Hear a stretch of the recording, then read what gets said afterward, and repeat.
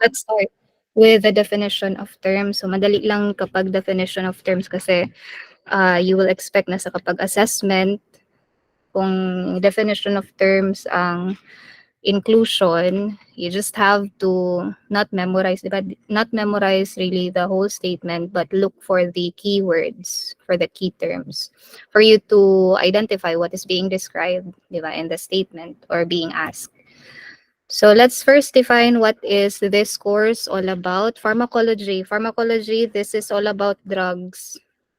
Okay, it's the study of drugs. Particularly, it studies the biological, physiological aspects of drug effects.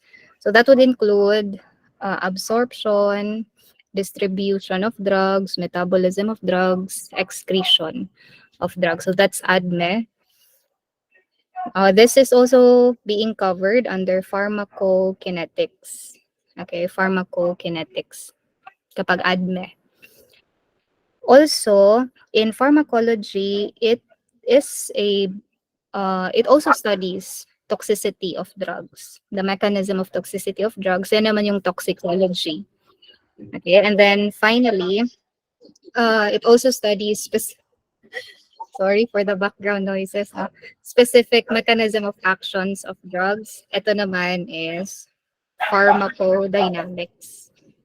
Okay, sige lang. So um, we'll explain more about these branches, no, that makes up pharmacology later on. So we have a separate slide on that.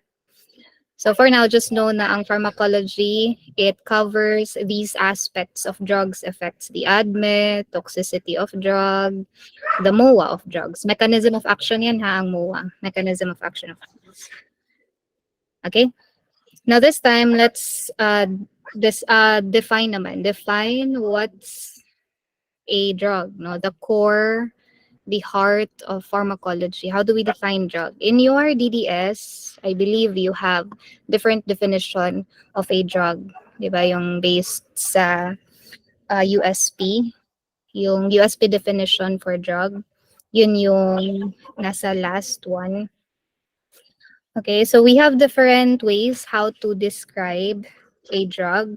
A broad definition of drug, it could be any substance that brings about biological change or physiological change in living organism.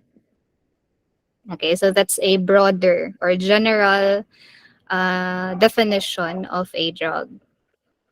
Or we could also define a drug as any chemical substance that has the ability to alter, to modify body structure or body's normal functioning.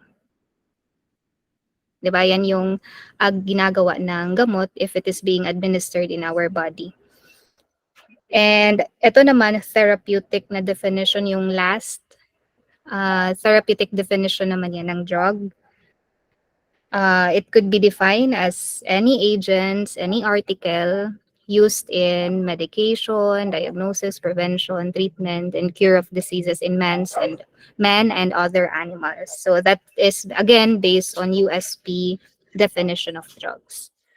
Okay, so these are the possible definitions ng gamot, or generally, it could be any substance na kayang i-alter, i-modify structure, body structure or body's functioning. Now, how do we define poison naman? Ang poison, it's a chemical agent that produces a harmful effect. It may be, ang harmful effect, pwede yan in a form of injury or in a form of disease. Yan. So, any chemical agent nga ga-produce of disease, a type of injury, or even cause death to a person, to any living organism, then that is considered poison. And we have different classification ng poison, di ba? Naatay agricultural, industrial, or metallic poisons. Yung given on the, yung given example sa slide are metallic poisons. Diba? Yung arsenic, lead, these are metals.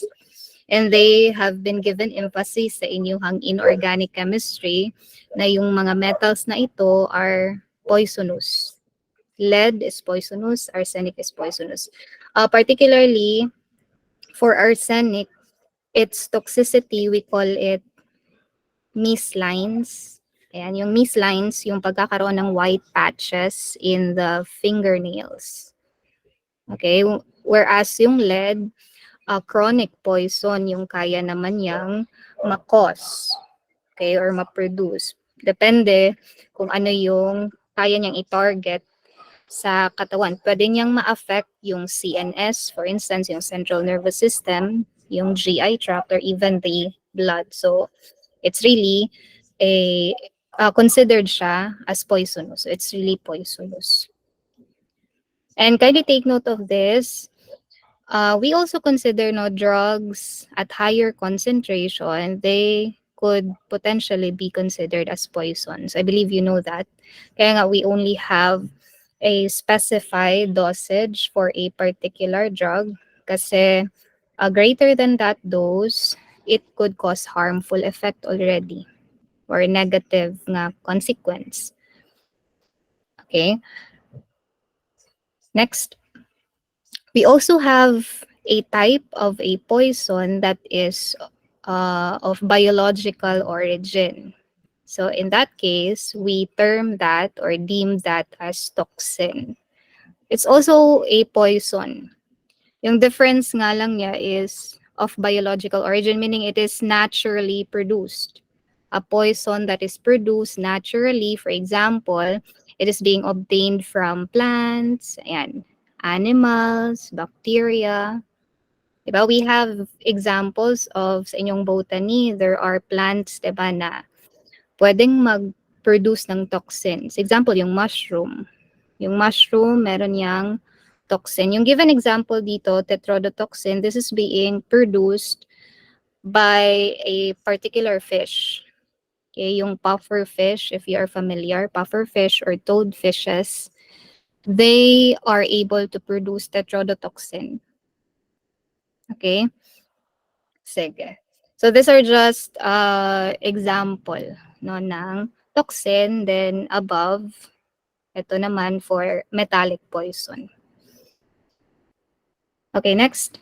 Let us proceed this time to the branches of pharmacology for a while. Ayan. So in general, there are numerous branches of pharmacology. But sa atuang course, sa course na to, no, sa pharmacology 1 and 2, we'll focus more on the two primary branches of pharmacology. We have the pharmacodynamics and the pharmacokinetics.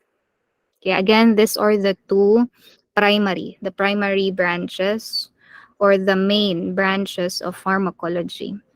When you say pharmacodynamics, this branch of pharmacology, it deals with the study of biochemical, yung mga physiological effects ng drugs or simply mechanism of action. So you can abbreviate that mechanism of action, MOA.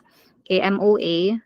MOA of a particular drug, then that is what dynamics is all about. Okay? Or in operational term, ang pharmacodynamics, it means what the drug does to the body. Ano yung ginagawa no ng gamot if it is administered in the body. Of course, it produces a specific effect. It exhibits that mechanism of action to produce an effect. Okay, so yan yung ginagawa ng gamot to the body. So I highlighted here, letter D, for you to easily recall what is dynamics all about. D, drugs to the body. What the drugs does to the body. So ano yung ginagawa ulit ng drugs to the body? Nagpo-produce siya ng certain effects. Okay? To treat something. Okay? Then yung kinetics naman, it studies the fate or disposition. It focuses more on the fate, ano yung fate or yung disposition ng gamot when it is administered in the body. Ano yung destiny niya ba? Kapag na-administer siya sa katawan, if it is being introduced in the body.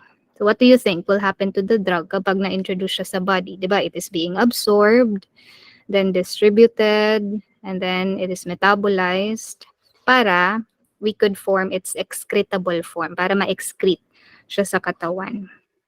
Okay, so these are the general kinetics processes that the drugs undergoes if it is introduced in our body.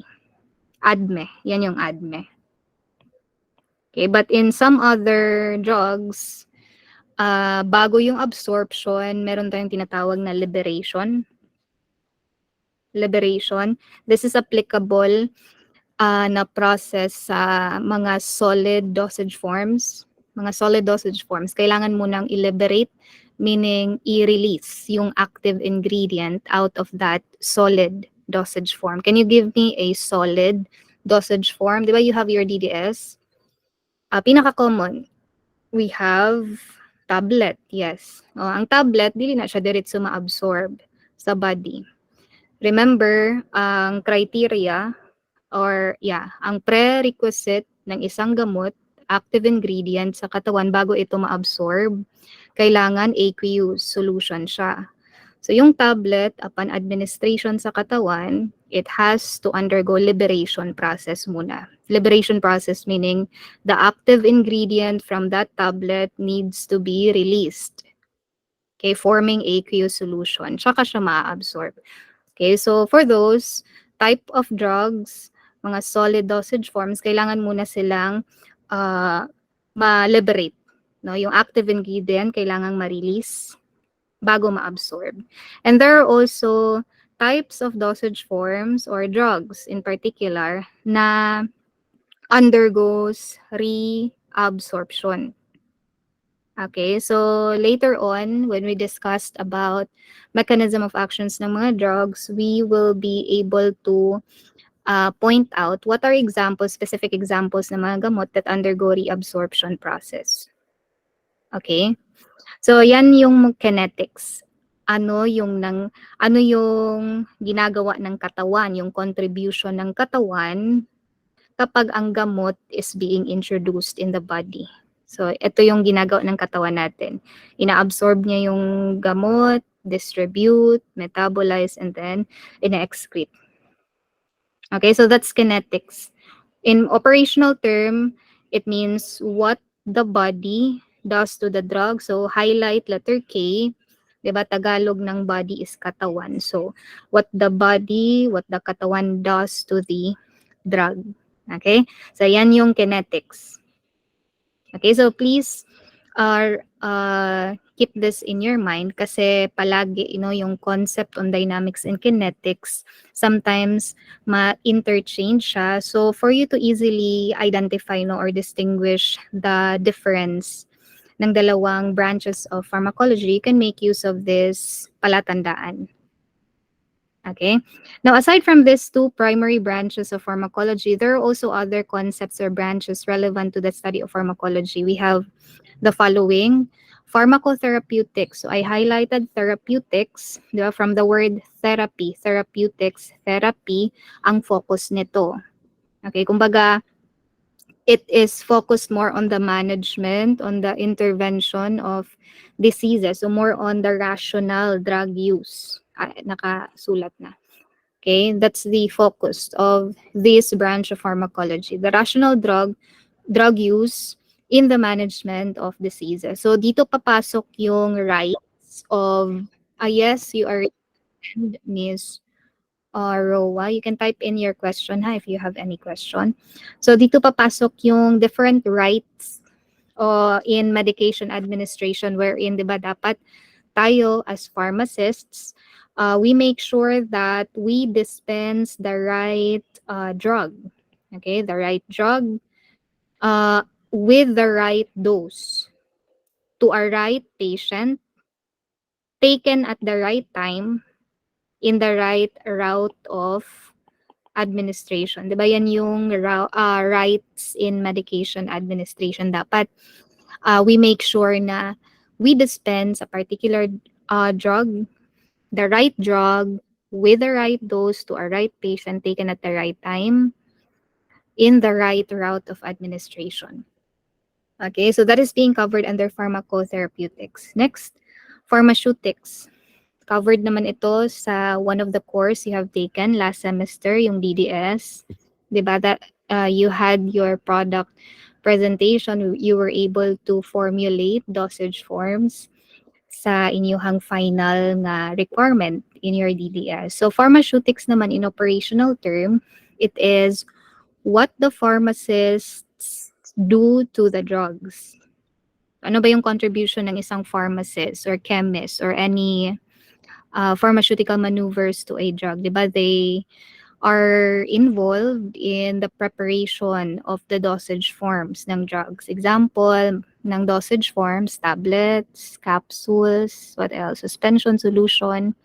We have different kumbaga texture man ng dosage form, di ba? You started it with a solid one, then semi-solid, then liquid na dosage forms. So yun, that is being covered sa pharmaceutics, the preparation of dosage forms ng gamot.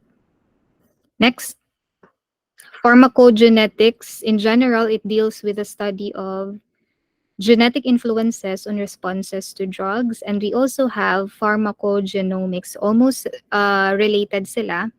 Particularly, ang pharmacogenomics, branch siya ng genetics.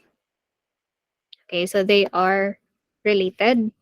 Yung pharmacogenomics specifically, this study, it makes use of genetic information or the genetic makeup of a patient para guided ang doktor on the selection of drug therapy to be given to an individual basis. Kasi sometimes, di ba, we have, example, different sets of patients.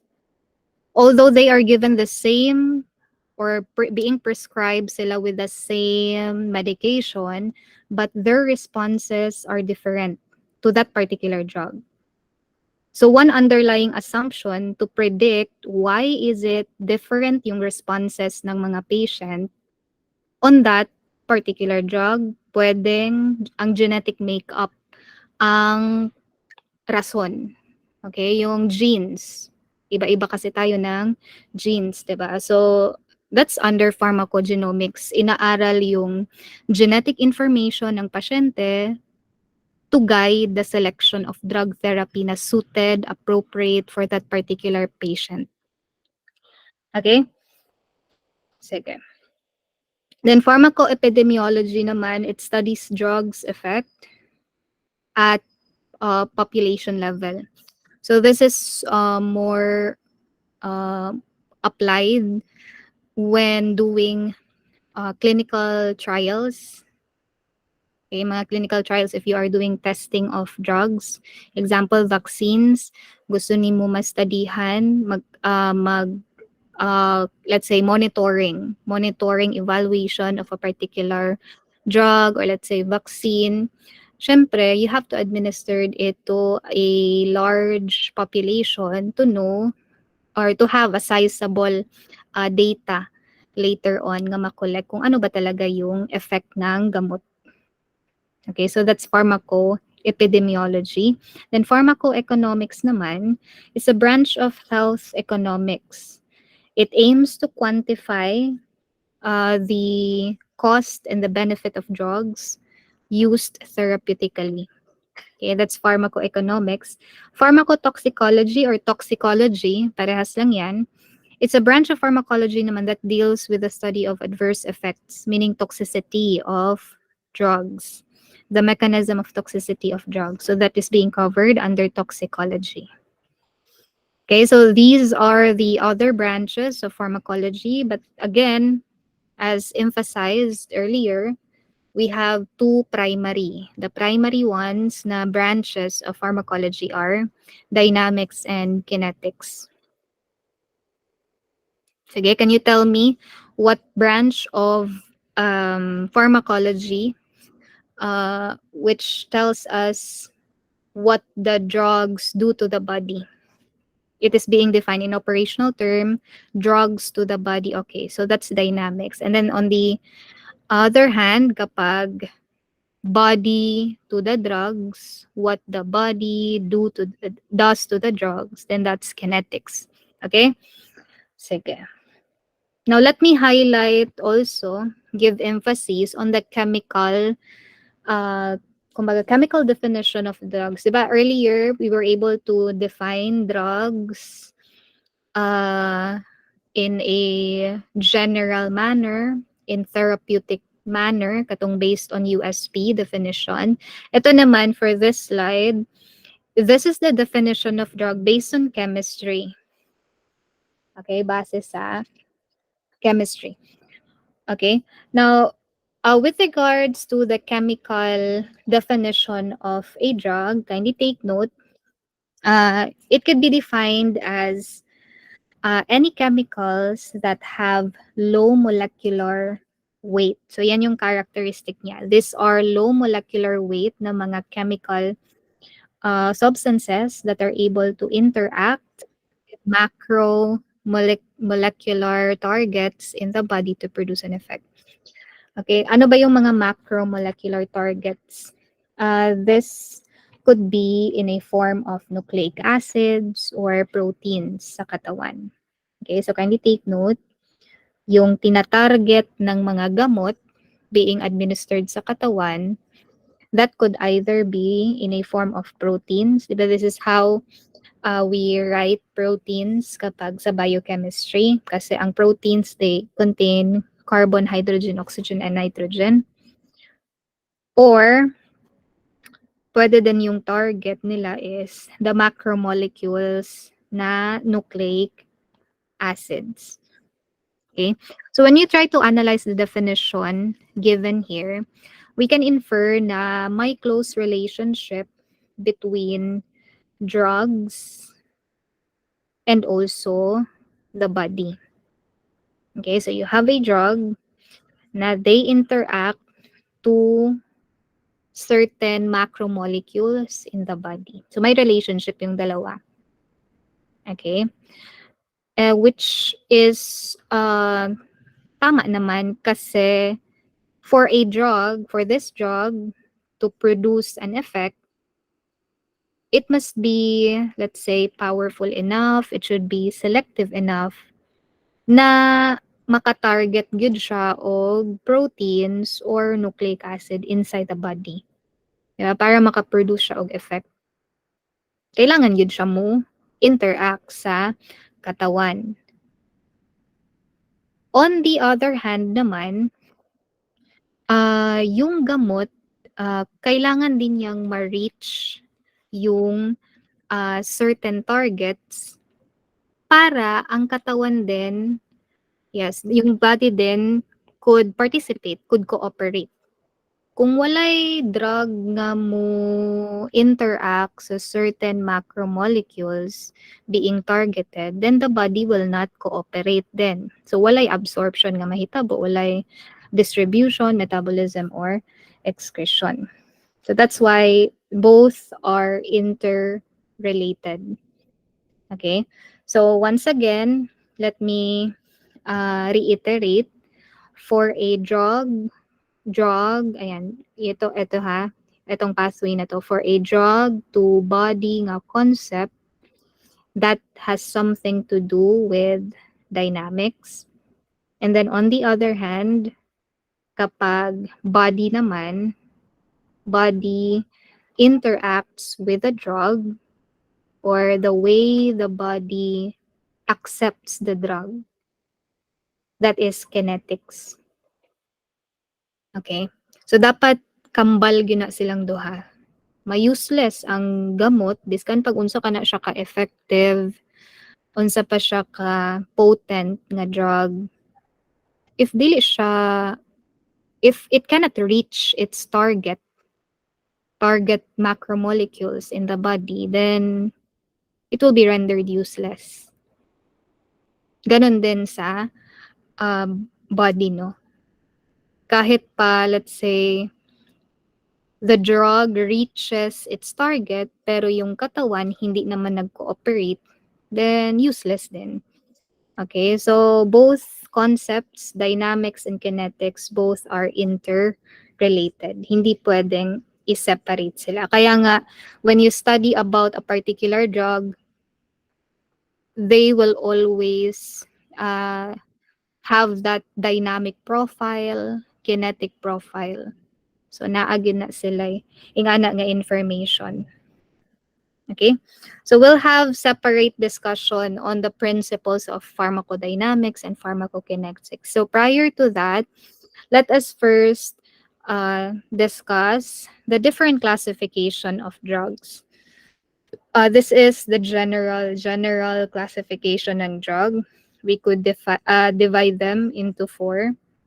We have functional modifiers, replenishers, diagnostic agents, and chemotherapeutic agents. Okay, so along our discussion under this subtopic on classification of drugs, I will be giving few examples for you to easily understand each classification. Okay, so we'll start with functional modifiers. Okay, ang functional modifiers, by definition, these are agents that modify or alter physiological or biological activities of cells in the body. Okay, so by definition, kaya niyang i-modify. Kaya nga, modifier ng function.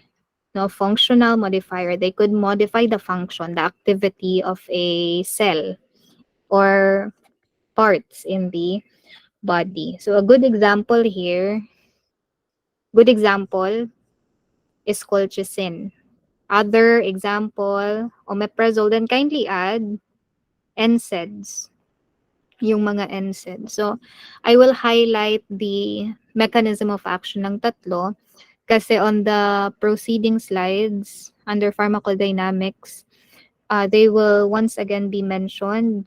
So para madali na lang yung pacing sa next segment of discussion, I will now kumbaga discuss the MOA of this three group of drugs. Okay, so again, these three listed are examples of functional modifiers. So let's find out why they are classified as functional modifiers. How can they alter functions in the body? Let's start with colchicine. Any idea what is the type of disease? So may sumagot na, no? So yes, it is an anti-gout. So para sa gout siya. Yun sana yung tanong ko, para saan siya indicated yung colchicine? Yes, for gout, gout treatment or management, kaya tawag din sa kanya anti-gout. Okay, for a while. So dito ko na lang isulat yung MOA. Okay, so kindly take note class, ang colchicine, it is said to be the first line in the management of gout. So you might be familiar already with this kind of condition or disease. This is different from arthritis, although they are sort of similar when it comes to manifestation, but medically, they have different pathophysiology. Paano nagkakaroon ng gout versus paano nagkakaroon ng arthritis, magkaiba sila. So yung gout, very short overview lang muna what is this condition for you to easily understand later on why colchicine can be used as anti-gout, as first-line management in, kindly take note, acute yan. Acute, that's acute gout attacks. Kasi merong chronic. Ito, acute naman siya. First-line management sa acute gout attacks. Okay.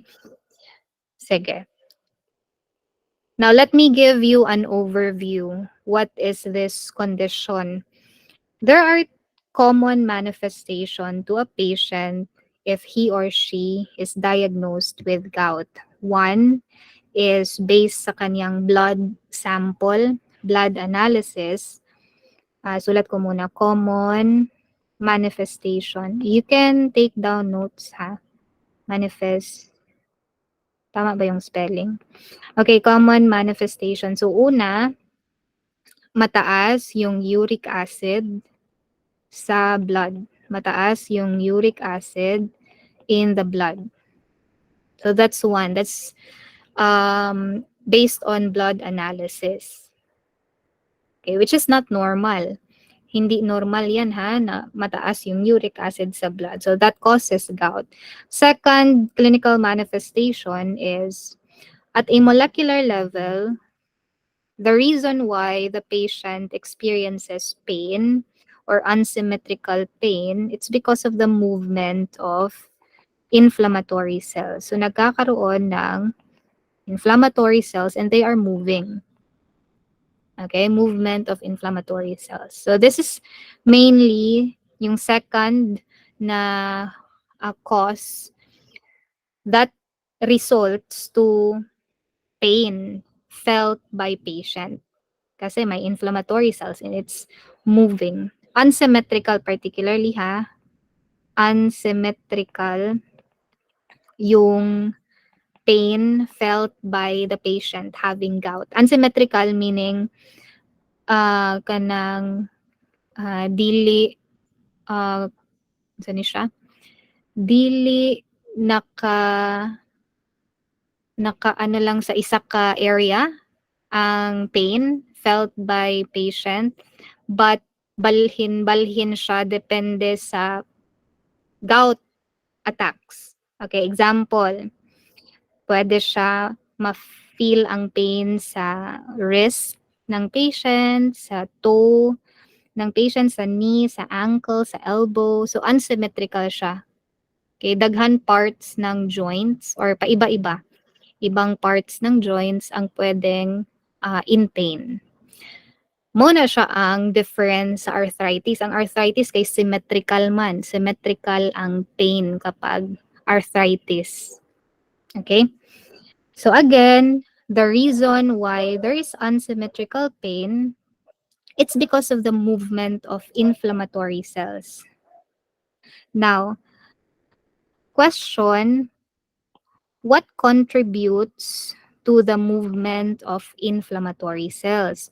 We actually have structural proteins in our body. I believe you are familiar with structural proteins na important for cell movement. We call that tubulin. Okay?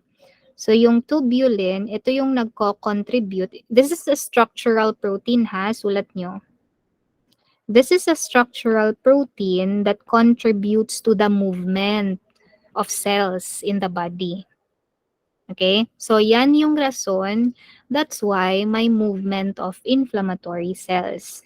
Now, let's go back to colchicine. Why colchicine can be used as anti-gout? The mechanism of action ng colchicine, sulat ko dito, it's MOA, is it has the ability to target tubulin. Okay? So, sulat niyo muna, depolymerization. So, it targets tubulin. Kaya niyang i-depolymerize yung tubulin, rendering it inactive. So, kaya niyang i-target yung tubulin. Question, do you think there will still be movement of inflammatory cells if na-depolymerize yung tubulin? Yes or no? May movement pa rin ba sa inflammatory cells? No. Very good. So wala na ngayong movement of inflammatory cells. That is why we could consider colchicine as anti-gout. Okay? Pero yung kaya niya lang i-target is yung pain. Kumbaga, kaya niya lang i-relieve among the manifestations listed is yung pain, yung inflammatory cells movement. Okay? Kasi yan yung talaga yung nangyayari kapag may acute gout attacks. Okay? Pain is really felt unsymmetrically by patient. Kaya first line siya in the management of gout attacks, acute gout attacks because of its mechanism of action na kaya niyang pigilan yung movement ng inflammatory cells by targeting tubulin. Okay? Now, take note ha, it has nothing to do with lowering the level of uric acid.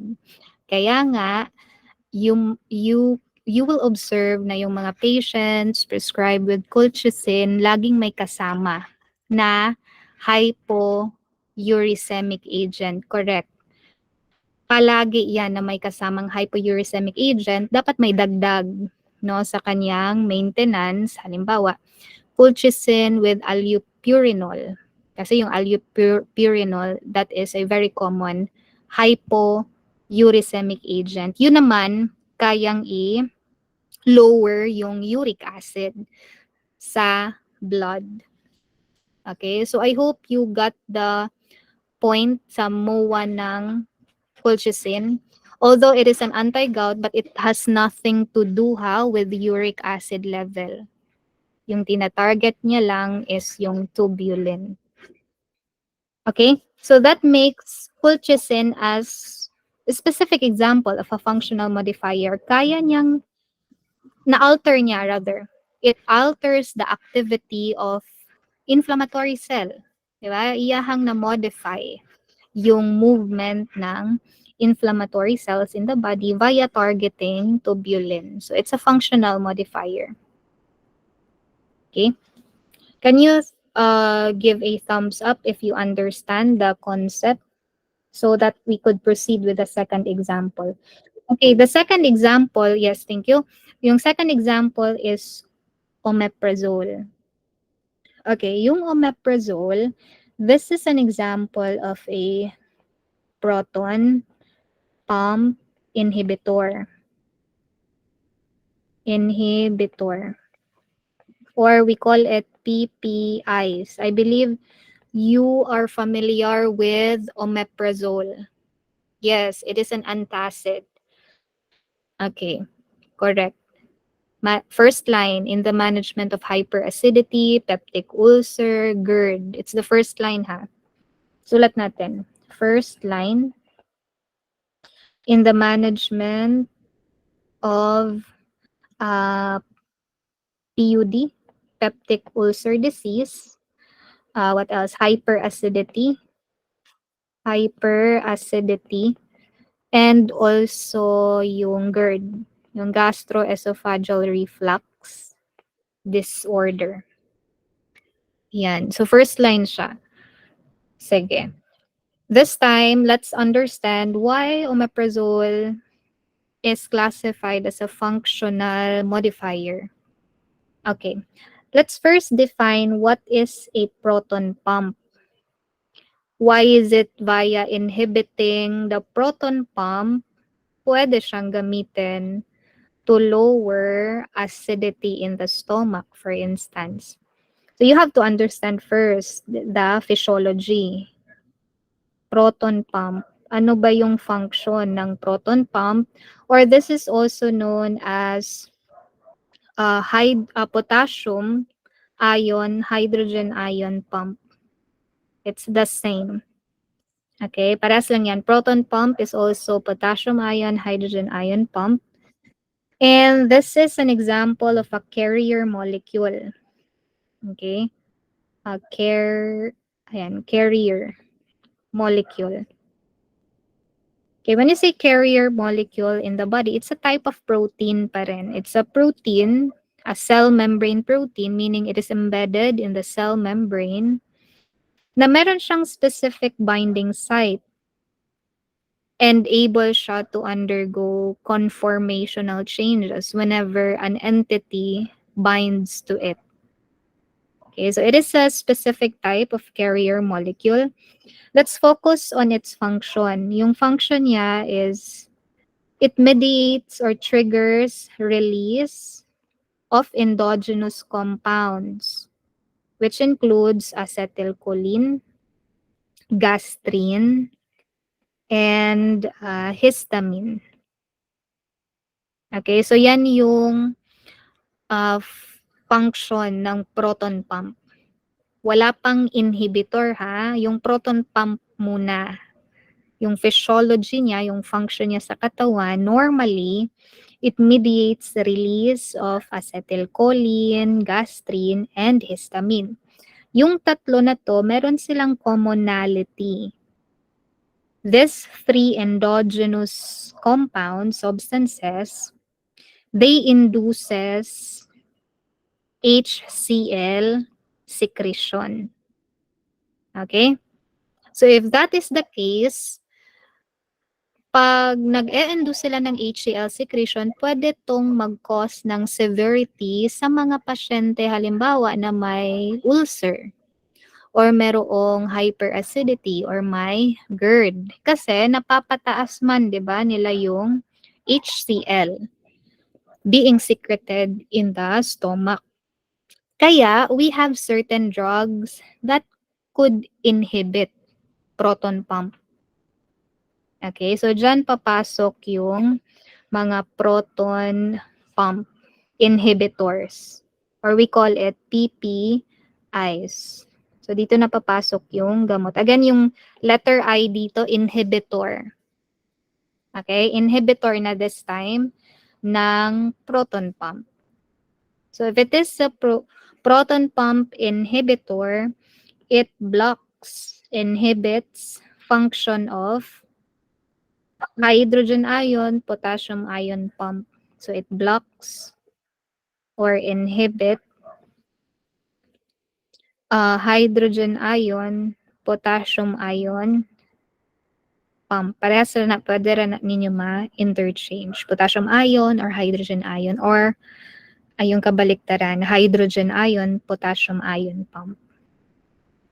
Okay, so that's the function of the, or kumbaga yung MOA rather, that's the MOA mechanism of action ng mga PPIs, inhibits proton pump based on the term.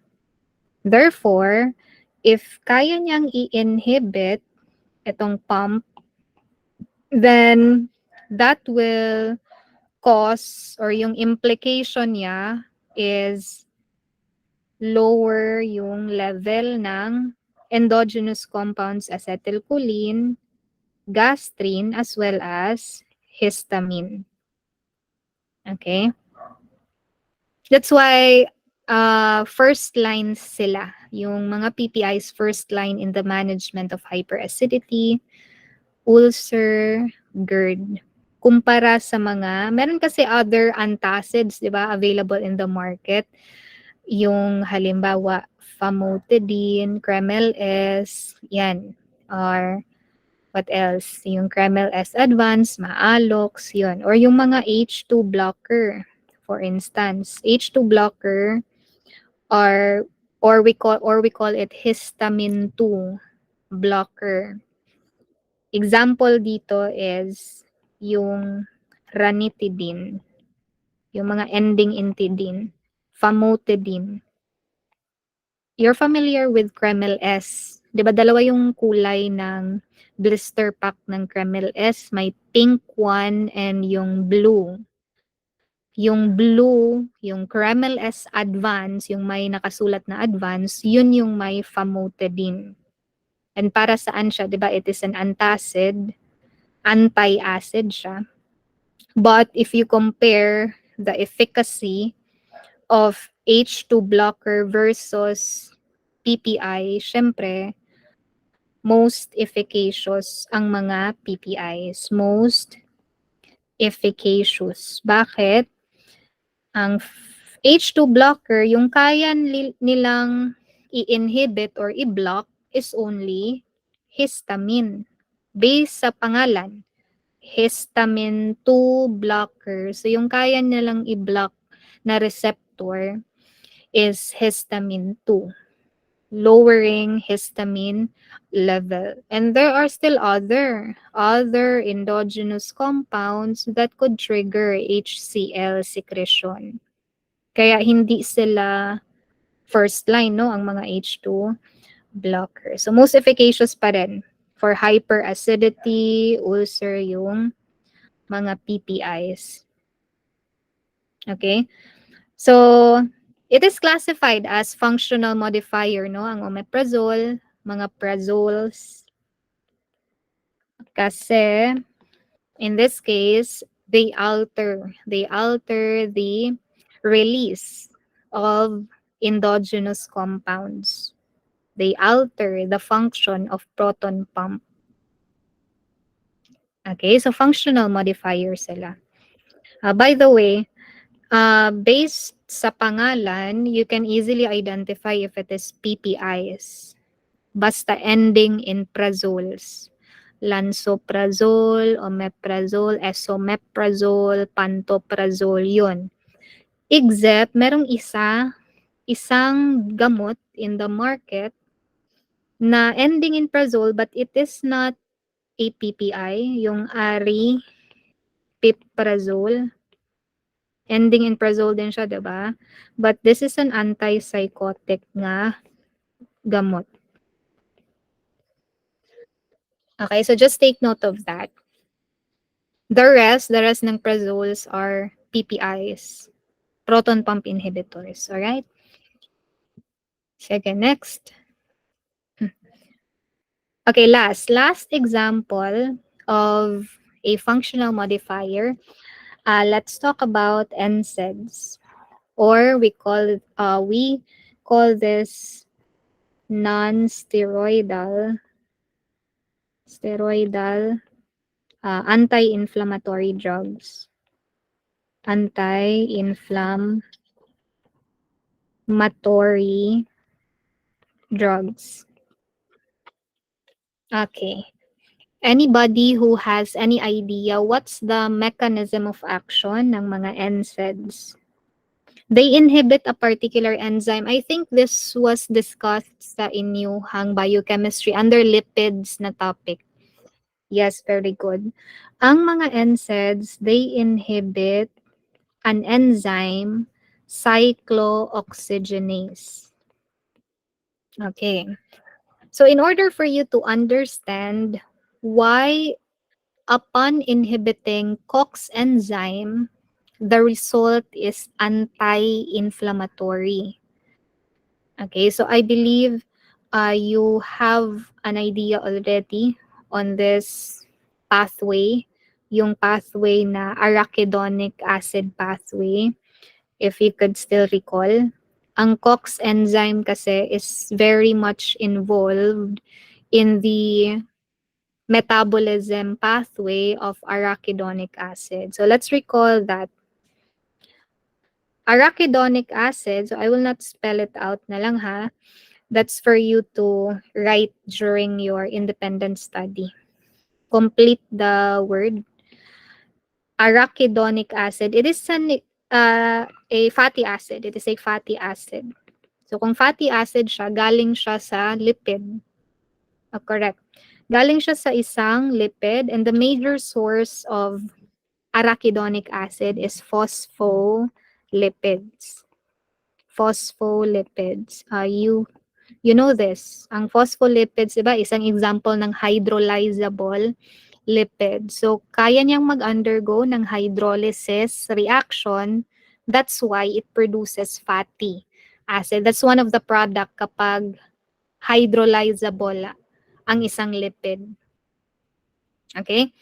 Now, let's focus on the metabolism pathway of arachidonic acid. Whenever arachidonic acid is being formed in the body, its fate or disposition is always being metabolized. So, dalawa yung pathway how arachidonic acid is being metabolized sa katawan. One is, we call it COX pathway. Okay, so via the enzyme cyclooxygenase, we could metabolize arachidonic acid. The other pathway, we call it lipooxygenase, or the LOX pathway. Okay, and there are different eicosanoids being produced under this pathway. For example, sa COX pathway, it may produce prostaglandins. Okay? Correct. Correct. Under LOX pathway, it could produce leukotrienes. Correct.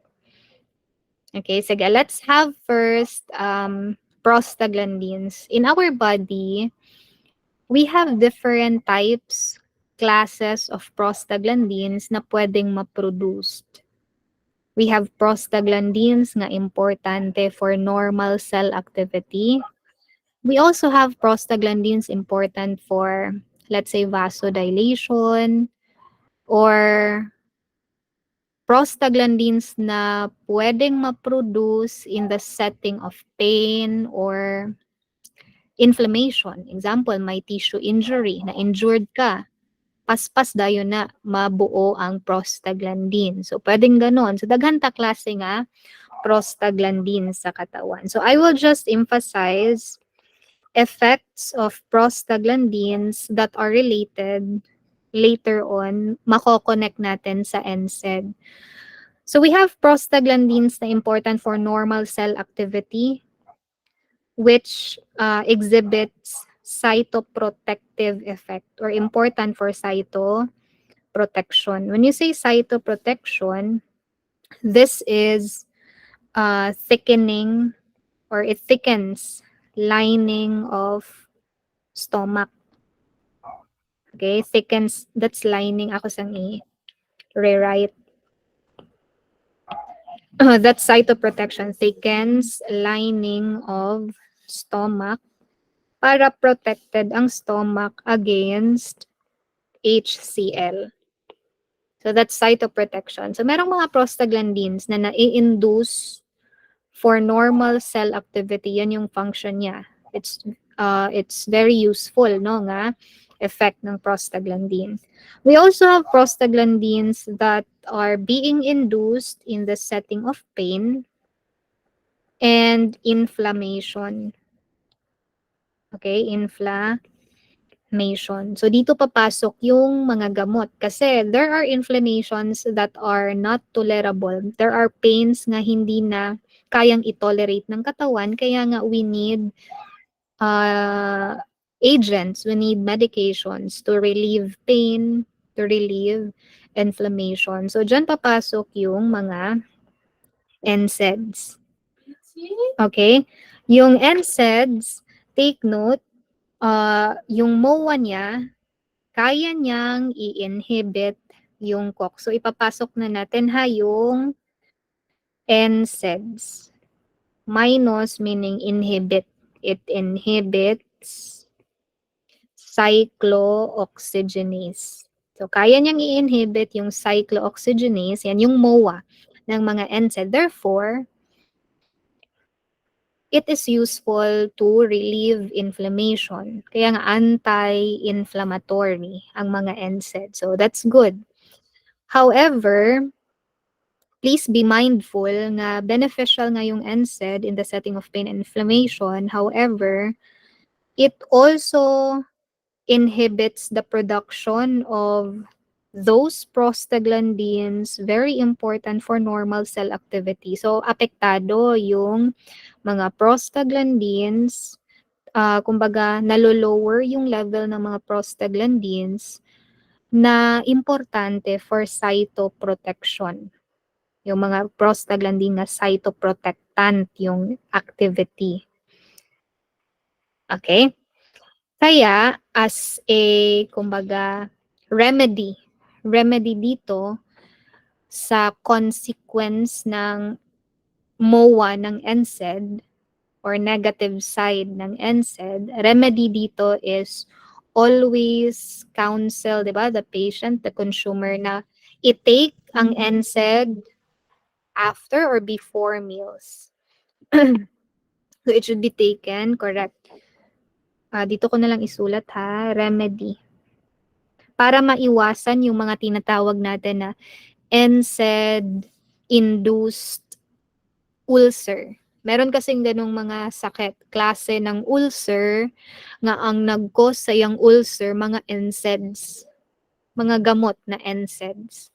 So para maiwasan yung ulcer caused by NSAID, remedy, always take it after, sulat natin, taken after meals. Kasi kapag with meals siya, ah, kain ka muna ng any meal, somehow protected ngayon yung lining ng stomach natin. Kasi 'di ba, napapababa niya yung HCl kapag kumain tayo, napapababa yung HCl in the stomach.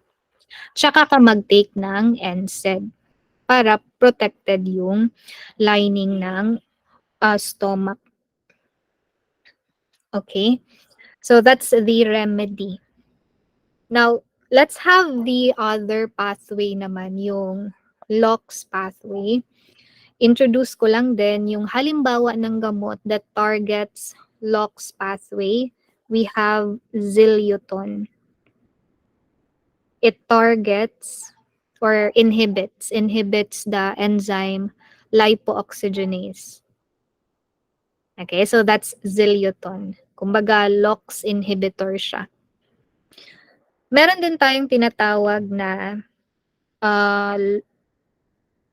leukotriene receptor inhibitor. Kasi kapag may enzyme, lipooxygenase, kakabit yan sa tinatawag na leukotriene receptor. Tsaka mare-release yung mga leukotriene. So halimbawa, andito yung leukotriene receptor. Okay, receptor. We have certain drugs na instead of inhibiting the enzyme, same as what Zileuton did, enzyme mismo yung ini-inhibit niya, may mga gamot na it inhibits the leukotriene receptor, yung receptor mismo. A very good example is yung Montelukast. Okay, very good. Yung Montelukast, ginagamit 'di ba siya as anti-asthma? Yes. Kasi via targeting leukotriene receptor or lipooxygenase, that will cause bronchodilation. By the way, hindi ko nasulat, no, but I believe you have an idea already. Ang mga leukotrienes, 'di ba, they causes bronchoconstriction. So kung lower yung level or targeted yung mga leukotrienes, lowering leukotrienes, kabaliktaran yung effect. Dilation ng bronchioles, bronchi, yung effect. So Zileuton and Montelukast, pwede sila gamitin as anti-asthma. Okay? So yan naman yung, pwede din sila classified, diba, as functional modifier. Okay, so I hope you understand why these drugs mentioned are classified as functional modifier. They simply alter normal functioning of the body. So that's it. Kaya functional modifiers sila. Okay, so we have this 3. You can include the other miscellaneous drug na na-mention, Zileuton, Montelukast. They are also functional modifiers. Okay. Sige. I will just finish discussing classification of drugs, then we'll have a very quick class orientation. Sige. So next classification of drug, we have the replenishers. Okay. Ang mga replenishers, based sa term, di ba? Pag mayroon kang replenish, mag-supply. So that's, nag-freeze ako ang slide. Ayan. When you say replenish, that means to supply. Okay, to supply. Kumbaga, supplement siya. Example, insufficient yung level of a particular endogenous substance, lacking yung particular endogenous substance sa katawan, then we simply supply what is lacking. We replenish, we give supplements, no, to what is lacking. So example of a replenisher, we have electrolytes. Now, very good example. Mga electrolytes. Example, kapag sa katawan, mababa yung potassium ion, mababa yung sodium ion sa katawan, or calcium ion sa katawan. Ano yung ibibigay? Electrolytes. Diba? Examples of electrolytes, potassium chloride, sodium chloride, calcium chloride, so on and so forth.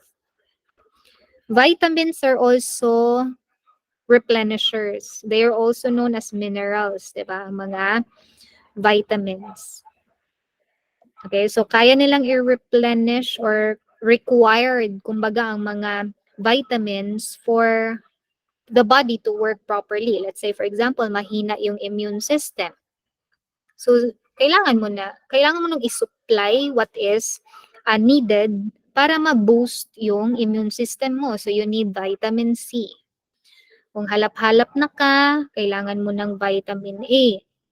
For bones naman, kailangan mo ng calcium or vitamin D. Okay? Insulin could also be classified as replenisher. You can relate this to the arising problem na diabetes. Okay, pwede mo siyang ma-relate doon.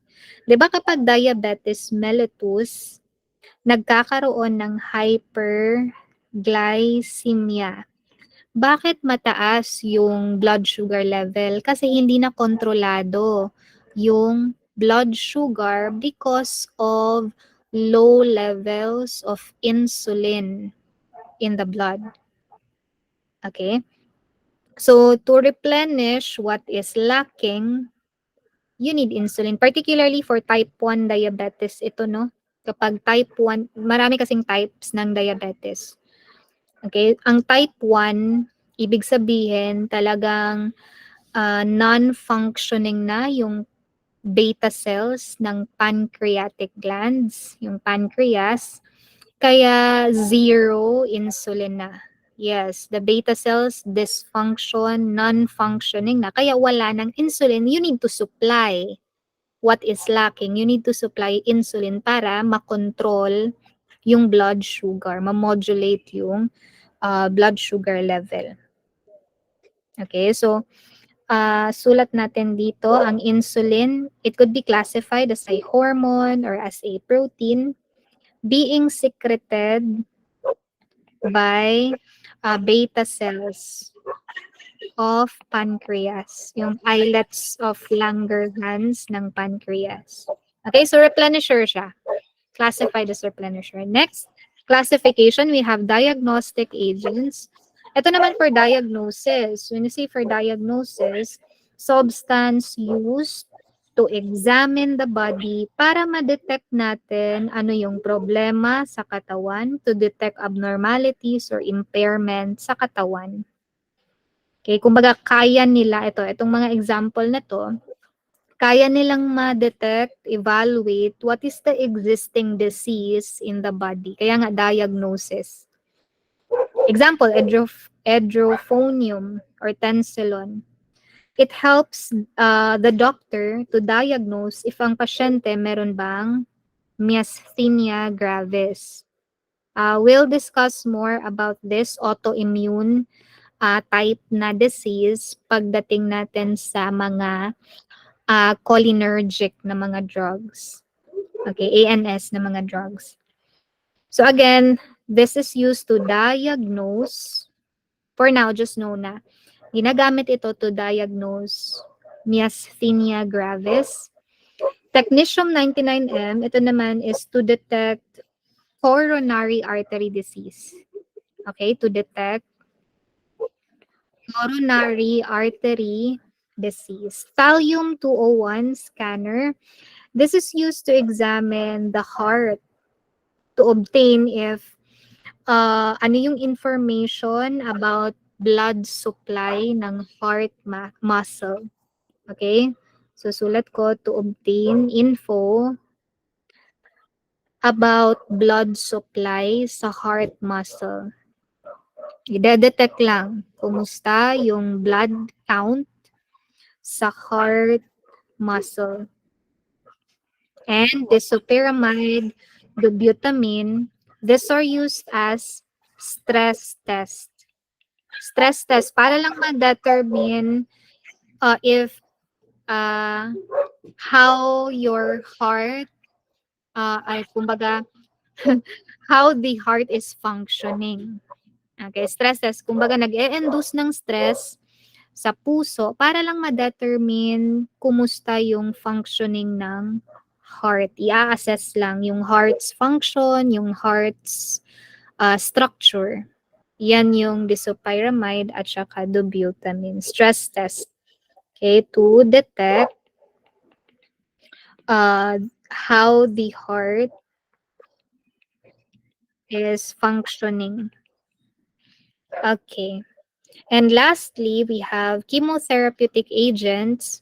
Madali lang tong i-understand kapag chemotherapy, ang mga agents, they are able to inhibit the growth or they could kill cells that are considered foreign in the body. Example, anti-infectives, anti-neoplastics. Anti-neoplastics are also classified as anti-cancer. Okay, anti-cancer agents. Okay. So to end our discussion sa first three subtopics under lesson 1, let me remind you na about this basic premise, no? Or it's a basic theory na kapag, I will just read it, for every pill, there is an ill. Not the other way around, ha? Not the other way around na kapag for every ill, there is a pill.